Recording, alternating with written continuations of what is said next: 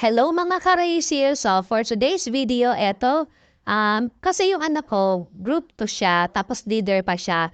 So kailangan nilang gumawa ng digestive system.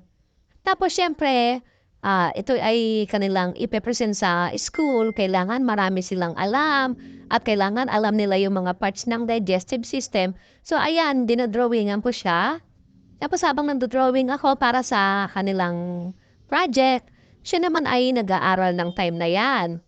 Ayan, medyo mahirap talaga kasi medyo hindi na ako wala na akong practice sa pagdo-drawing kasi mahilig talaga akong mag-drawing kahit nung kabataan ko pa. Nung mga time na 'yan hindi na ako nakakapag-drawing kasi nagdo-drawing na ako sa computer, more on Photoshop na talaga yung ginagawa ko.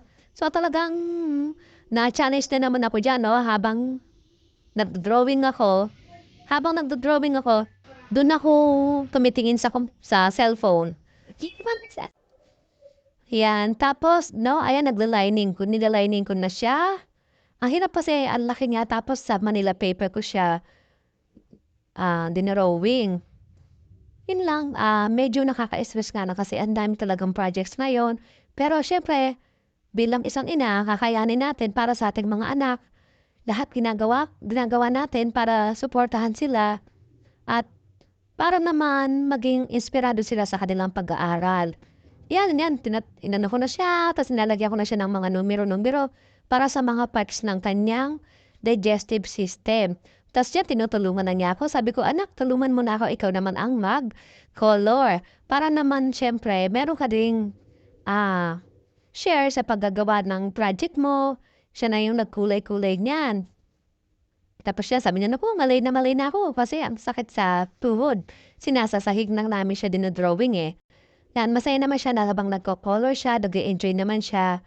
At tuwan-tuwa siya kasi siyempre lagi tayo nakasupport sa ating mga anak. Kaya masayang-masaya naman ako dahil nakapag-present naman sila sa school ng maayos at nakakuha sila ng mataas na score ang group 2.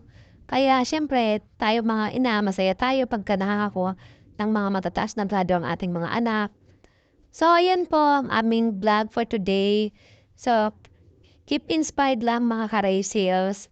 Tsaka lagi tayong suporta sa ating mga anak. Yan, God bless everyone.